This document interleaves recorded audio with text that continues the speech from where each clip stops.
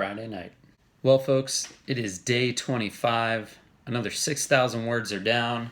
And tonight I'll be talking about abstract versus concrete. Andres, the writer, in 30 days, he's writing his novel. Andres, the writer, follow along with him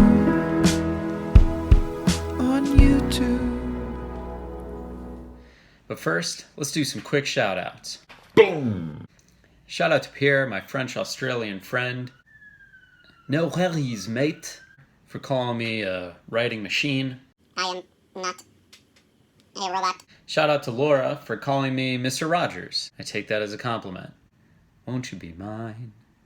Won't you be? And thanks, Laura, for agreeing to make the YouTube banner. We're all waiting.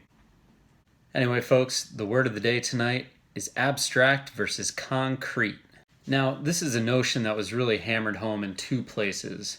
One is in my MFA program at the New School, and the other was in a beautiful book called Beat Not the Poor Desk by Marie Ponceau and Rosemary Dean.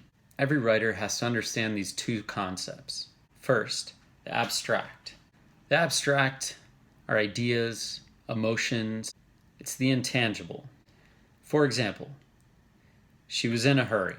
Compare that to the concrete, which is the physical, the tangible. The architect was designing her house so fast, her pencil was tearing the page, and sweat was beading her brow, dripping onto the chimney she'd just sketched. She was in a hurry. And a sort of basic rule of thumb is that the concrete buys you the abstract. So the longer you remain in the concrete, in the physical world, the more abstraction you buy yourself. Of course, this isn't a hard and fast rule, and you could write an entire amazing book in the abstract. However, if you're trying to write a novel, typically we stay in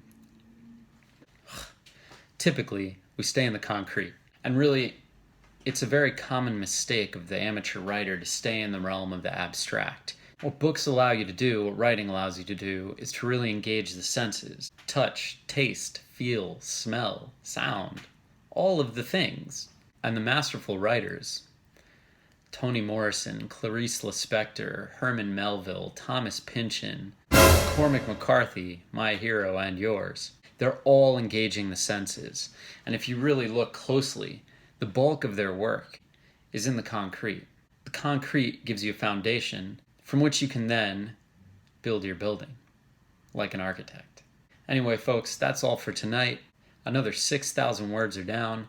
Please like and subscribe. There are only 5 more days left of this, which is kind of amazing. I'll see you all soon. Tomorrow's Saturday.